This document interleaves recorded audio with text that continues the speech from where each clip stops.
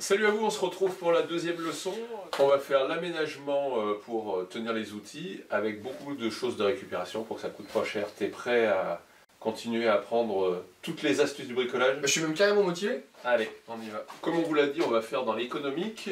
Pour accrocher les outils donc sur notre plaque de bois, on a besoin de différents éléments et on va commencer avec de la récupération de palettes. Où c'est que tu trouves des palettes gratuites? Alors les palettes gratuites, on les trouve un peu partout. Dans les déchetteries, on en trouve devant les usines, vers les supermarchés même parfois. Donc n'hésitez pas à récupérer, vous allez voir, on peut faire plein de choses avec des palettes. Entre les planches et le bloc, voilà, tu tapes comme ça.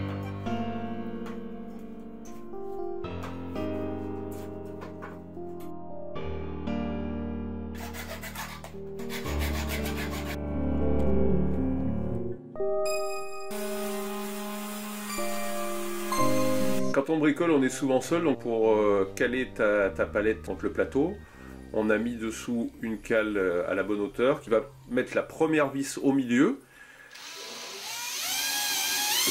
Mets tes deux mains sur la visseuse, là, voilà. Pourquoi tu as mis celle du milieu? Parce que maintenant tu vas mettre ton niveau et tu vas pouvoir faire pivoter légèrement pour être parfaitement de niveau. Et là tu mets ta deuxième vis. Alors, première chose, tu vas disposer tes tournevis pour qu'on voit l'épaisseur des manches, ce qui va déterminer l'espace entre les trous pour rentrer nos tournevis. Voilà, donc... Là, on est à 4 cm. Donc, on va partir sur un espace entre les trous de 4 cm. Tu prends ta règle, tu la poses sur le bord avant de ton tasseau et tu traces un trait parallèle. Ça va te donner l'axe de tous les trous. Une fois que tu as tracé ça, on va mesurer en partant du bord tous les 4 cm. Je pars de là. Voilà. Tu fais ton premier trait et ensuite tu fais autant de traits à 4 cm que tu peux jusqu'au bout. Ok, donc je vois que tu as fait tes 9 trous. Maintenant, qu'est-ce que tu fais? Alors pour faire passer le plus gros tournevis plat, je vais percer à 10 parce que ça c'est évasé là sur le dessus. Après c'est 8, ouais. 7 et puis 6 pour les deux petits. Ok.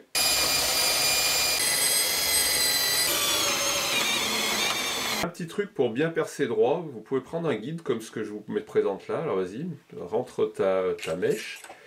Ensuite la mèche, on la centre, on pose l'outil bien à plat, on appuie dessus et on perce, ce qui permet à la mèche de partir bien droit. Pensez bien à la hauteur qu'il vous faut pour sortir votre tournevis. Voilà. Et on va se servir donc de ces deux repères ici pour mettre des vis, pour faire tenir notre porte tournevis. La fixation, tu vas la faire avec des vis de 70, voilà, celle que tu as à la main. Et comme d'habitude, tu pré-perces. Donc mets-toi bien vertical, voilà.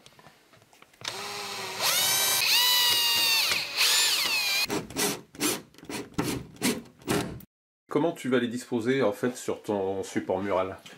Tout ce qui me semble le plus utile et le plus petit, je vais essayer de les mettre devant moi, que ça soit accessible facilement. Voilà. Puis après, je vais avoir plusieurs serre-joints. Une autre scie peut-être que je vais mettre sur le côté. Là, je pensais la mettre comme ça. Là, on voit qu'il y a un petit trou d'accroche. Voilà. Pour la mettre comme ça vers l'extérieur pour pas se blesser. Donc j'ai décidé de commencer par mettre mes deux marteaux que je vais placer juste devant, là sur la barre du bas. Donc je vais tracer dessous au crayon. Pour fixer mon tourillon, je vais percer. Alors le tourillon, vous l'aurez compris, c'est ce petit morceau de bois rond très dur. Et on va en couper 4 morceaux à 4 cm et demi de longueur pour faire tenir notre marteau.